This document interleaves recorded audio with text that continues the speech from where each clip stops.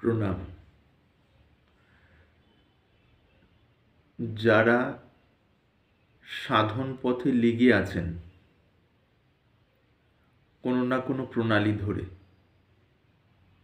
মূলত জপ সাধন যারা করছেন তাদের জ্ঞাতার্থে, এবং যারা নতুনভাবে সাধন জীবন শুরু করতে চলেছেন, ভাবছেন যে কোনো জায়গা থেকে, অর্থাৎ কোনো সেইরূপ স্থান থেকে যদি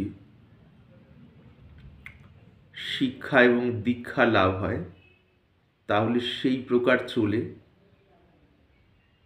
সাধন পথে এগোতে থাকব, অর্থাৎ অগ্রসর হব। হয়তোবা কেউ ভাবছেন যে আমি এই বিষয়টি করি বা এই প্রণালীতে চলি, মন্ত্রস্মরণের ক্ষেত্রে বিশেষ করে, কিন্তু আমার যদি কোনো বিশেষ ধ্যানের প্রণালী লাভ হয় তাহলে ভালো হয়, তাহলে বোধহয় আরও বেশি উত্তরণ হবে, উন্নতি হবে। কয়েকটি কথা এই ক্ষেত্রে স্বাভাবিকভাবেই মনে আসে। সাধন পথ যেটি, সেটি কোনো বুদ্ধির, যে বুদ্ধি খেলানোর পথ, কেবল বুদ্ধির বিচার বিশ্লেষণ ইত্যাদি করে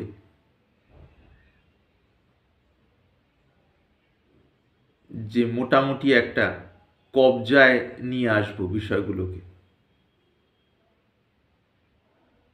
অথচ জীবনের মূল বিষয়টি থাকবে অন্য কোনো দিকে, বা জীবনের আর 5টা বিষয়ের সাথে সাথে এই বিষয়টিও খানিকটা রইল, সেরকম ঠিক নয় এই ব্যাপারটি। আধ্যাত্মিক যে পথের বিষয়টি, বরং আধ্যাত্মিক ক্ষেত্রে কি হয়, শুরুটা হয় মনের বৈরাগ্যের জায়গা থেকে। ঠিক ঠিক আধ্যাত্ম পথের যাত্রা সাধারণত এইভাবে হয়, সাধারণত, ব্যতিক্রম হতেই পারে, যে জগতের যা কিছু আমার মনকে দখল করে থাকবে, বা আমার মন যা কিছুকে আশ্রয় করে থাকবে,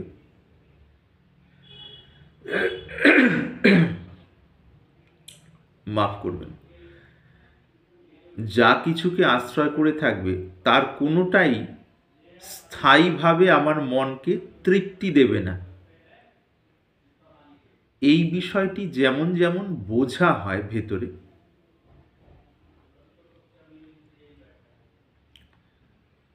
তেমন তেমন পরম তৃপ্তি কোথায় পাব সেই খোঁজ জাগে,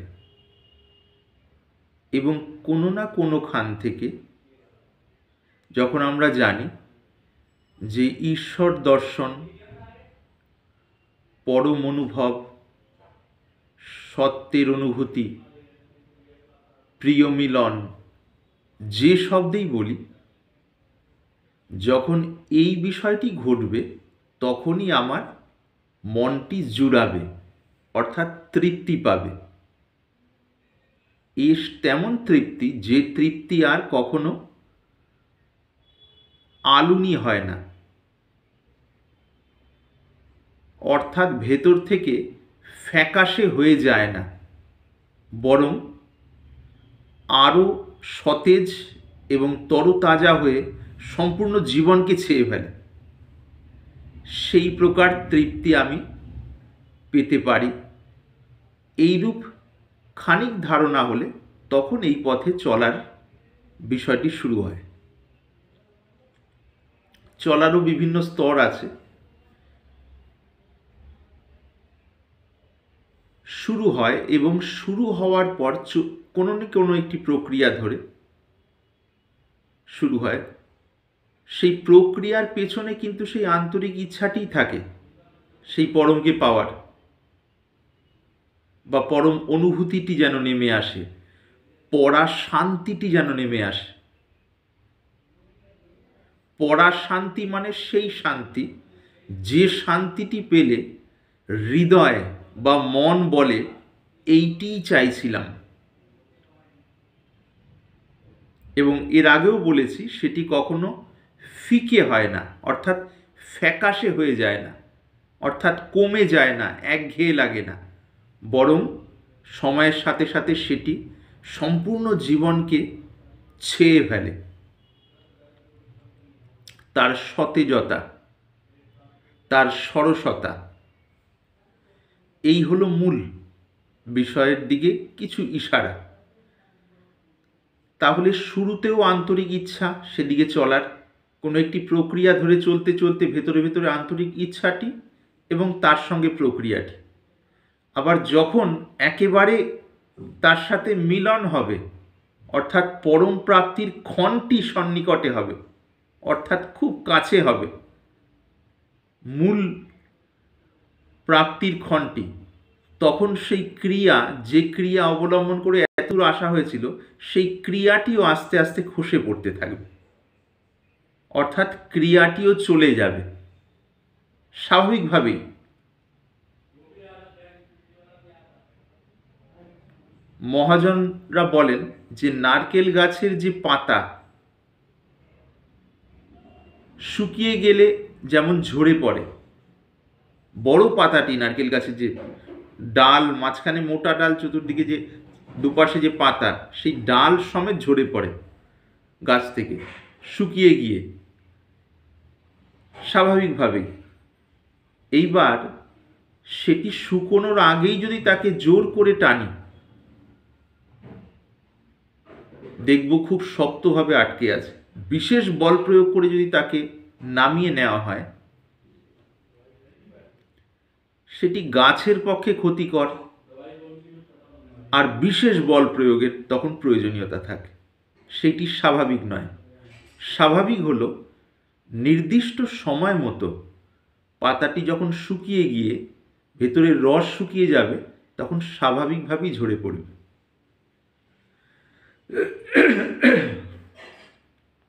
মাফ করবেন।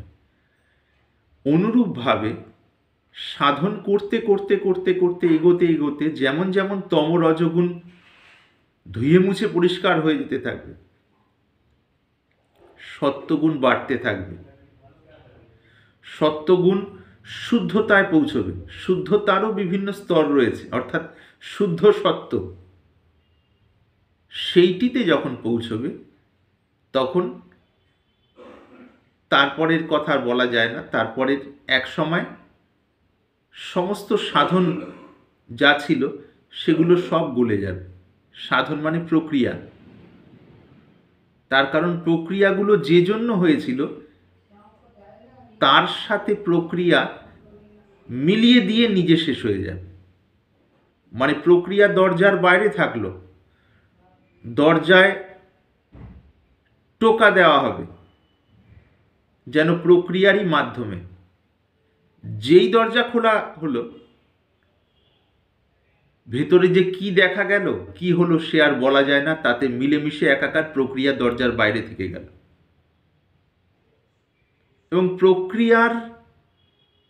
প্রক্রিয়াটি তখন সফল হলো, অর্থাৎ যে কারণে প্রক্রিয়াটি করা হয়েছিল সেটি সফল হলো। তাহলে মূল বিষয়টি কি? মূল বিষয়টি সাধন পক্ষের মানে সপক্ষে বা সাপেক্ষে যদি বলার সামান্য চেষ্টা হয়, খাটতে হয় সাধন পথে। মাফ করবেন, খাটতে হয় বিশেষভাবে। মন্ত্রটি গুরুর কাছ থেকে পেলাম, অল্প স্বল্প জপ করলাম, বাকি সময় মনটিকে খালি ছেড়ে রাখলাম, সেভাবে হয় না তো। সম্পূর্ণ মানে অস্তিত্বটা মন্ত্রময় হয়ে যাবে, এক সময় অস্তিত্বই মন্ত্রে সমর্পিত হয়ে যাবে। তখন ওই মন্ত্র কর্তাভাবকে মানে সম্পূর্ণ ধুয়ে মুছে পরিষ্কার করে একাকার একরস করে দেবে।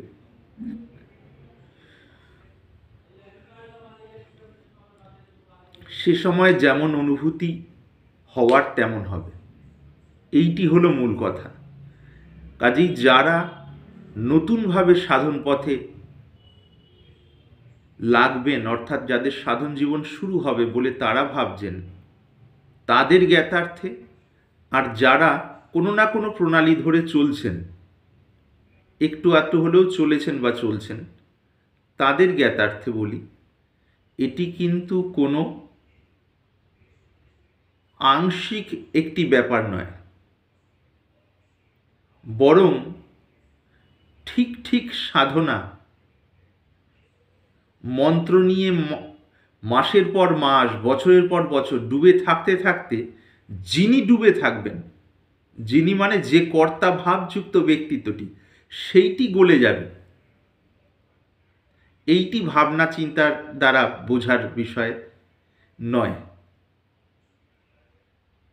এইটি বলার মধ্যে দিয়ে এই কথাটি রাখতে চাইছি যে সাধনা মানে খুব শর্টকাটে, অর্থাৎ সংক্ষেপে কবজা করে নেওয়ার মতো কোনো বিষয় কিন্তু নয়, বরঞ্চ হৃদয়টা দিতে হয়।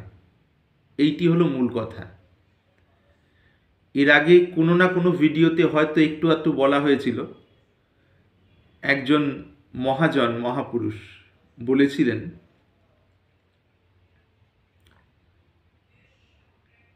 जीते जी मर जाए अमर हो जावे, दिल देवे दिलवर को पावे। जीते जी मर जाए, বেঁচে থাকতে কেউ যদি মরে যায়, এটি পরম ইতিবাচক অর্থে। কিরূপ? গুরুর কাছ থেকে দেওয়া, গুরুদেবের কাছ থেকে পাওয়া নামটি অবলম্বন করে গুরুদেব যেমন বিধিনিষেধ দিয়েছেন, সেটিকে সম্পূর্ণ নিষ্ঠা সহকারে, আন্তরিক নিষ্ঠা সহকারে ধারণ করে যখন চলছেন,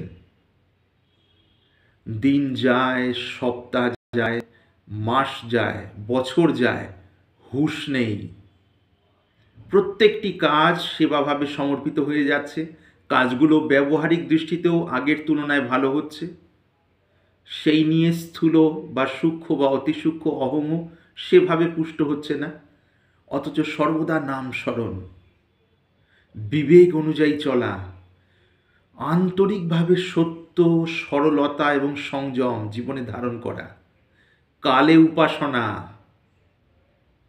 এইভাবে যখন মানে বেশিরভাগ সময় দিনের মন্ত্র স্মরণ হচ্ছে,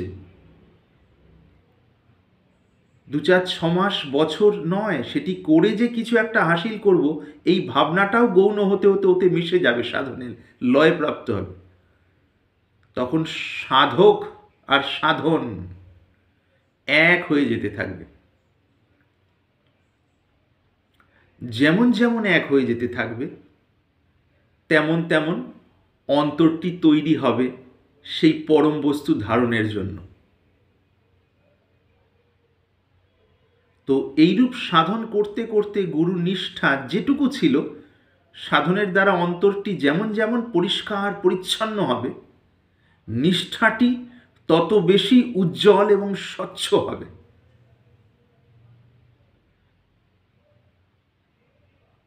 এই নিষ্ঠা উজ্জ্বল এবং স্বচ্ছ হওয়া, এইটি বুদ্ধির কৌশলে হয় না, এটি জীবন যাপনের দ্বারা হয়।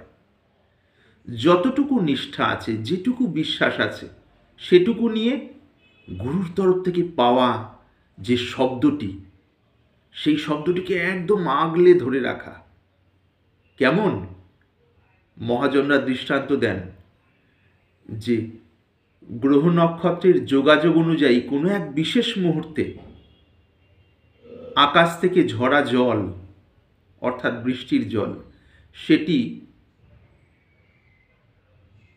শুক্তি, তা ঝিনুক ধারণ করে নিয়ে, সেটিকে ভেতরে ধারণ করে নিয়ে জলের তলায় গিয়ে চুপচাপ সেটিকে সুরক্ষিত রাখে। প্রকৃতির স্বাভাবিক নিয়ম অনুযায়ী সেইটিই পরবর্তীকালে পরিবর্তিত হয়ে মূল্যবান মুক্ততে পরিণত হয়, মুক্তা।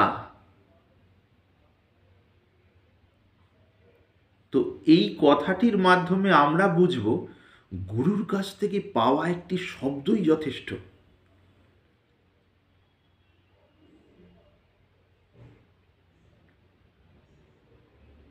সন্ত কবীর দাসজি অর্থাৎ কবির, সন্ত কবির, তিনি কোনো একটি বিশেষ জায়গায় শুয়েছিলেন, খুব সম্ভব নদীর ঘাটে, গঙ্গার ওখানে। তো সেই সময় কোনো একজন মহাত্মা অন্ধকারে যেতে গিয়ে তার গায়ে পা লাগাতে মহাত্মা কোনো একটি নাম উচ্চারণ করেন।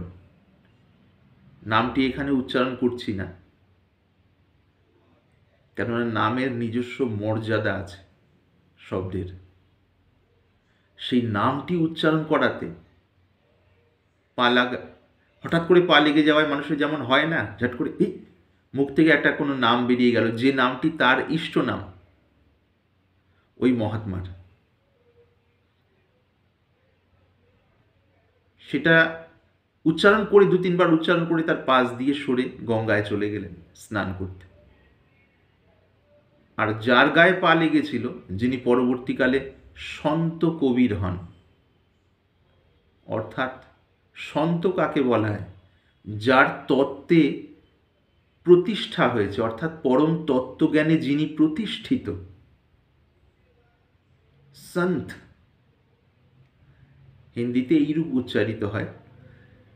তখন ওই যে নামটি মহাত্মার মুখ থেকে স্বাভাবিকভাবে উচ্চারিত হয়ে গিয়েছিল, সেইটি কানে গেল, কর্ণকুহরে প্রবিষ্ট হলো। কানে যাওয়াতে সেইটিকেই আমার গুরু দীক্ষা জেনে নিয়ে তিনি চলে গেলেন, নিরন্তর সেইটি জপ করতে লাগলেন। এইরূপ কথিত আছে। এই বিষয়ে বিভিন্ন মতান্তর রয়েছে, সেদিকে যাব না। আমরা মূল বিষয়টি ধরার চেষ্টা করব, কেন মতান্তর নিয়ে তারাই থাকবেন যাদের জীবনে এখনো নশ্বরের প্রতি সেইরূপ বৈরাগ্য আসেনি এবং অবিনাশীকে পাওয়ার জন্য সেইরূপ তীব্র ব্যাকুলতা এখনো আসেনি। তারাই বিভিন্ন অকারণ আলাপ আলোচনার মধ্যে থাকবেন। যাদের ভেতরে খানিকটাও বৈরাগ্য নশ্বরের প্রতি, সামান্য কিছু ব্যাকুলতা সেই অবিনাশীর প্রতি যদি জেগে থাকে, তার প্রত্যেকটা ক্রিয়া হবে, প্রত্যেকটা ভাবনা হবে, অর্থাৎ চিন্তা হবে সেই মূলের দিকে যাওয়ার জন্য। সমস্ত কাজই সেই মূলের দিকে গতি নেবে, অর্থাৎ সব কিছুর সঙ্গে মনটা সেই রূপ হবে। তখন সেই মন্ত্রটি জপ করতে করতে করতে করতে এক সময় তিনি সেই মন্ত্রের সিদ্ধ হলেন, অর্থাৎ সম্পূর্ণ সত্তা মন্ত্রময় হয়ে যাওয়াতে কর্তাভাব গলে গিয়ে গৌণ হয়ে গিয়ে নাম মাত্র আছে, তাতে সেই পরমানন্দই সর্বদা প্রতিফলিত হচ্ছে, আস্বাদিত হচ্ছে। কাজেই আধ্যাত্ম পথ খুব বেশি জটিল কিছু নয়। কিছু বিধি, কিছু নিষেধ গুরুদেব দিয়ে থাকেন, যার দ্বারা তম রজগুণের যে প্রাধান্য সেগুলো যেন কমতে থাকে আর সত্যগুণের প্রাধান্য যেন বাড়তে থাকে। আর তাতে মন্ত্র স্মরণ, সোজা সরল পথ। আর যেখানে যত বেশি জটিলতা, সেই জটিলতার মধ্যে মন বুদ্ধি ফেঁসে গিয়ে আসল জিনিস থেকে বঞ্চিত হয়ে থাকবেন। এই হলো মূল কথা। কাজেই যারা এ পথে নতুনভাবে লাগবেন বলে ভাবছেন, বা যারা এ পথে লেগে আছেন আরও পরিষ্কার ভালোভাবে শুরু করবেন বলে ভাবছেন, তাদের জন্য শুধু একটি কথা, গুরু হতে প্রাপ্ত যদি কোনো মন্ত্র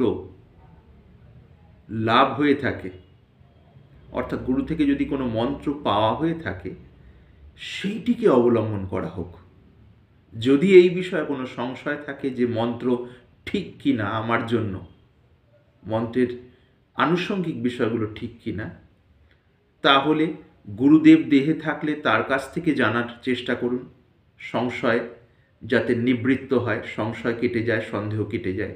গুরুদেব দেহে না থাকলে যদি কোনো মহাপুরুষের সাক্ষাৎ ঘটে, দর্শন ঘটে বা কোনোভাবে যোগাযোগ হয়, সেই ক্ষেত্রে তার সামনে এই সংশয় তুলে ধরুন, তাহলে সেখান থেকে যথার্থ সমাধান পাবেন। সেই মন্ত্রটি নিয়ে মগ্ন হতে হবে। পাটোয়ারি বুদ্ধি করলে হবে না। এই আমি খানিকক্ষণ জপ করলাম, তার বদলে কি পাচ্ছি, কি পাবো, মন কতটা পরিবর্তন হলো, এর দ্বারা কতটা উন্নত হলো কি হলো না, মনের বিচারগুলো কতটা গেল, কতটা শান্ত হলো, কতটা ভালো লাগলো বা লাগলো না, এই সমস্ত বিষয়গুলো গৌণ। মন্ত্র পেয়ে গেছি, বাস, আর কোনো কথা নেই। সেটিকে নিয়ে মগ্ন হয়ে যাওয়া, সারা জীবনটা দিয়ে দেওয়া। যার মনে যতটুকু আন্তরিকতা আছে, যতটুকু ব্যাকুলতা এবং নিষ্ঠা সামান্য কিছু আছে, সেইটুকু নিয়ে লেগে থাকা, সেইটুকু নিয়ে লাগতে লাগতে ক্রমশ সেইটি বাড়তে থাকবে। এটি আগেও বলা হয়েছে। আরও যখন লাগবেন, লাগাটা চলতে থাকবে, তমরজগুণ কমলেই দেখবেন নিষ্ঠা বাড়তে থাকছে।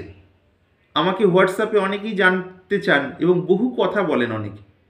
যেহেতু এতদিন অগোছালো মানসিকতা নিয়ে জীবন কেটেছে, এখন বলে দেওয়ার পরও সেই বিষয়টাতে দাঁড়ানো যাচ্ছে না আর কি। বহু রকমভাবে এই ভালো থাকুন, এই থাকুন, ওই থাকুন, আশীর্বাদ করুন, কৃপা করুন। আরে ভাই, কৃপা তো আছেই, সমস্ত মহাপুরুষদের কৃপা আছে, সর্বোপরি ভগবত কৃপা রয়েছে। এবার কৃপাটাকে ধারণ করে নিতে হবে। মহাজনরা কি বলেন? কৃপা বাড়ি নিয়ত বর্ষিত হচ্ছে, অনবরত বর্ষিত হচ্ছে। কৃপারূপী যে ধারা সর্বদা ঝরে পড়ছে। এবার ঝরে পড়লে সেটাকে তো ধারণ করতে হবে। ধারণ করার জন্য কি? উঁচু জমিতে জল দাঁড়ায় না, জমিটা খানিক নিচু হলে সেখানে জল দাঁড়ায়। এখানে নিচু মানে কি? নির্দেশ পালন করা, যেমন বিধিনিষেধ দেওয়া হয়েছে সেইরূপ পালন করা। তাতে মনের তমরজগুণ যেমন যেমন কমে যাবে, সত্ত্বগুণ বাড়বে, তেমন তেমন তো সমর্পণ আসবে। সমর্পণের বিষয়টা বুদ্ধিতে মানে মেকআপ করে নেওয়ার মতো বিষয় বা কবজা করে নেওয়ার মতো বিষয় কিছু নয়। বুদ্ধিতে ওইটুকু বোঝা হলো যে হ্যাঁ, এইটি এই ক্ষেত্রে রাস্তা। তারপর চলতে চলতে তো তখন সেই ব্যাপারটা হবে। এখানে বসে বসে, ঘরে বসে বসেই আমি ভেবে নিচ্ছি যে হ্যাঁ, কাশিতে যাচ্ছি, অমুক জায়গায় যাচ্ছি, তা তো নয়। তার জন্য তো চলতে হবে। বোঝার জিনিস এগুলো। চলতে চলতে চলা হয়, গাইতে গাইতে গাওয়া হয়। ঠিক তেমনি এই পথে লেগে পড়ুন, সময় নেই। অনেকে লেখেন মহাজনের বাণী দিয়ে আর কি, বেলা যে যায় বাসনায় আগুন দে।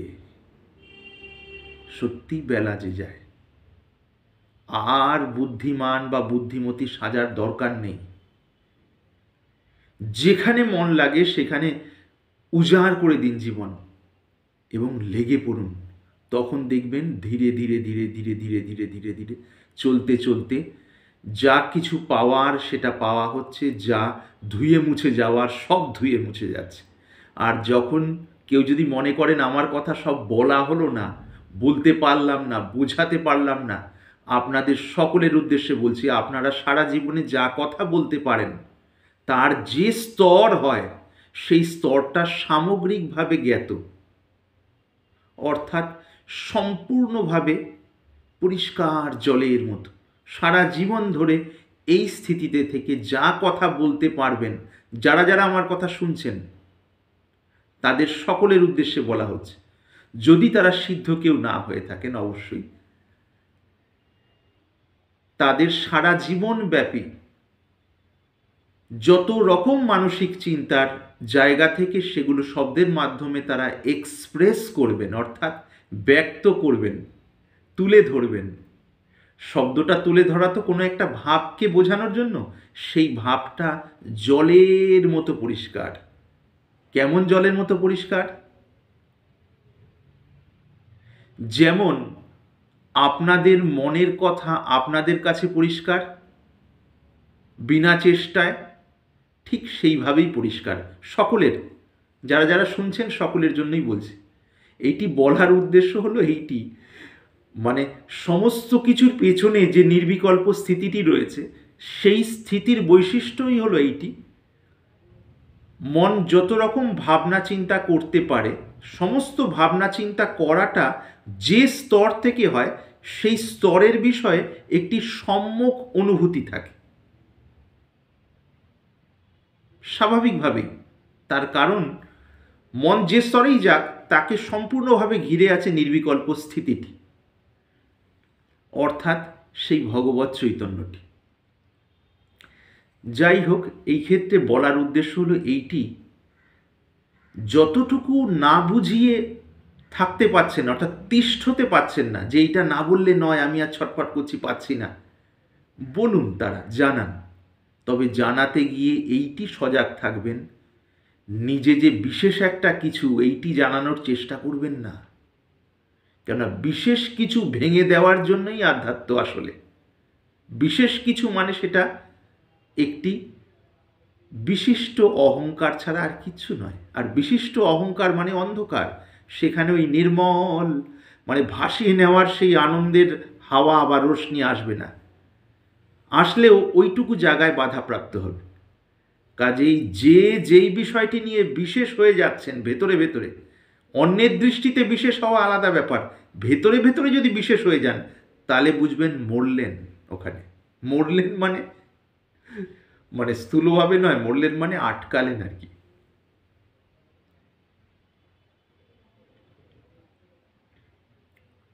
সমর্পণ স্বাভাবিকভাবে কারো কোনো প্রশ্নের উত্তরের সাপেক্ষে যখন বলা হচ্ছে যে হ্যাঁ মোটামুটি বিষয়টা পরিষ্কার, এবার এভাবে চলা হোক, তখন আর বেশি বোঝানোর দিকে যাবেন না। জানবেন যে যেটুকু বলতে পেরেছেন, হয়তো সারা জীবনের আপনার মনে হচ্ছে যে 100 ভাগের মধ্যে হয়তো 5 ভাগ বলতে পেরেছি, বা 2 ভাগ বলতে পেরেছি, বা 10, 15, 20 ভাগ বলতে পেরেছি, বেশি ভাগ বলা হলো না, দরকার নেই। ওটা বলার পরও আপনাকে যে নির্দেশটা দেওয়া হবে এখনও সেইটাই বলা হচ্ছে। নির্দেশ মানে যে বিষয়টি বলা হবে, শিষ্য শিষ্যা ছাড়া গুরু কখনো নির্দেশ দেন না। যারা ভক্ত সাধারণ অনুরাগী তাদের নির্দেশ দেন না, তাদের সামনে তুলে ধরেন যে হ্যাঁ এইরূপ করলে ভালো হবে।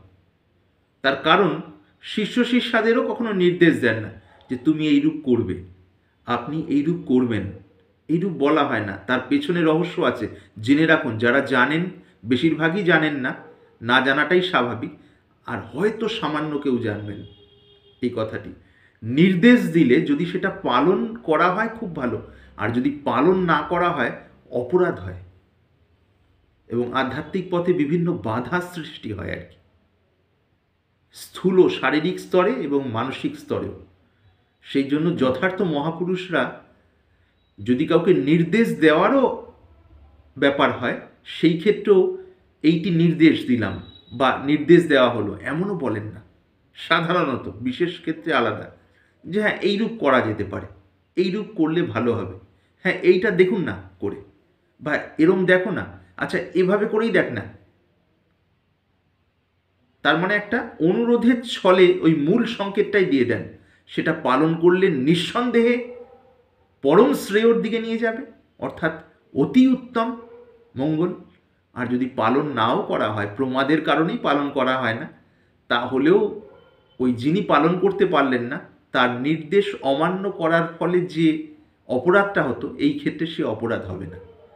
এই জন্য যথার্থ মহাপুরুষ চেষ্টা করেন যেন নির্দেশ না দেওয়ার, নির্দেশ না দিয়েই চলতে ফিরতে উঠতে বসতে যেটা মঙ্গলজনক সেটাই বলতে থাকেন। যার রিসিভার অর্থাৎ যার গ্রহণ করার যন্ত্রটি যত পরিষ্কার স্বচ্ছ, তার ক্ষেত্রে সেই বিষয়গুলো তত পরিষ্কারভাবে, স্বচ্ছভাবে বা বিস্তৃতভাবে বা টু দ্য পয়েন্ট নিশ্চিতভাবে সঠিকভাবে গৃহীত হতে পারে, অর্থাৎ গ্রহণ হয়। কাজেই এই ক্ষেত্রে এই বিষয়টি আবারও মনে করিয়ে দিই, সাধনা মানে রাতারাতি বড়লোক হওয়া নয়, বরং জীবনব্যাপী সংগ্রাম। সংগ্রাম মানে এটা কোনো নীরস জিনিস নয়।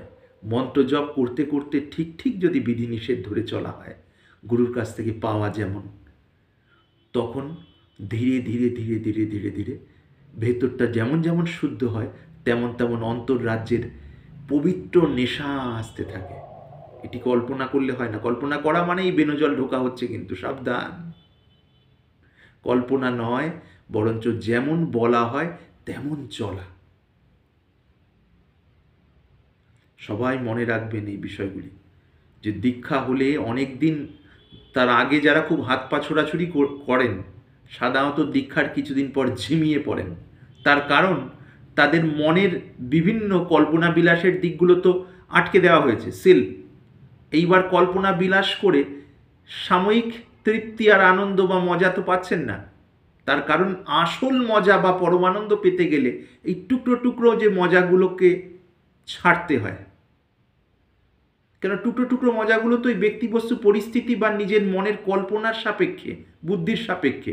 যদি সেগুলোতেই আটকে থাকলাম, সেগুলোর প্রতি বৈরাগ্য না এলো, তাহলে সেই পরমকে পাওয়ার জন্য তো হৃদয়টা খালি হবে না।